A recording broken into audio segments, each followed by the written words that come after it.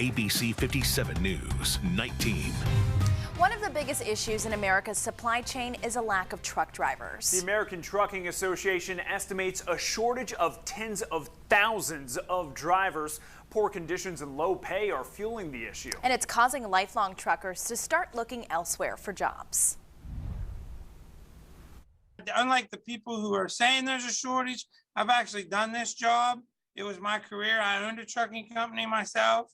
And it's the way it's a retention problem and the way that drivers are treated. Louis Pugh has 2.5 million miles of safe driving under his belt as a long-haul truck driver.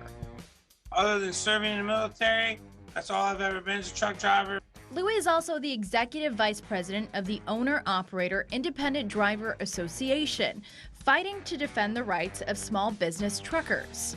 When I asked him about the truck driver shortage in the country, he told me there isn't one.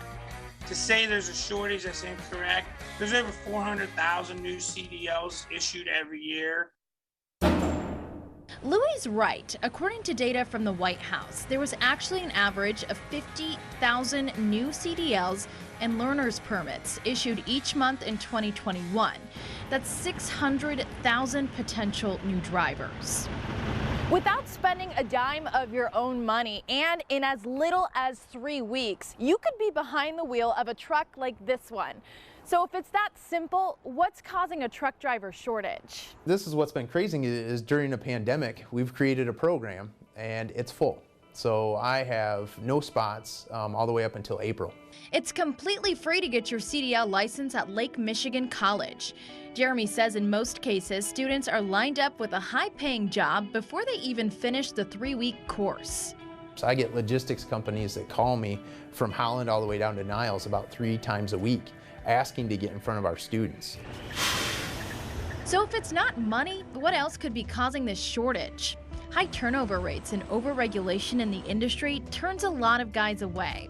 One study shows long-haul full truckload drivers only spend an average of 6.5 hours per day driving, despite being allowed to drive a maximum of 11 hours.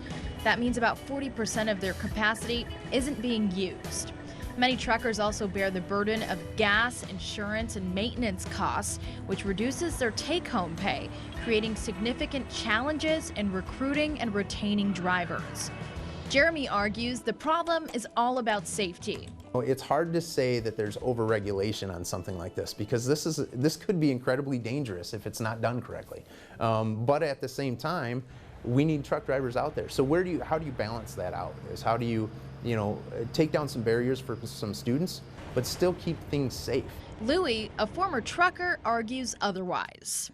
It has nothing to do with safety. There's so many rules and regulations, but they have nothing to do with safety. By all means, we want safe trucks. I want safe. I'm proud of my 2.5 million miles. I kept my truck up to safety levels, but there's just some like colors of cords and just silly stuff like that that has nothing to do with safety. One thing these two do agree on is how important the job of a truck driver is. I believe it's 71% of the things that go from place to place in our nation are transported by trucks. And without those people being there and putting in the time and the effort, those items won't be at the stores that we need.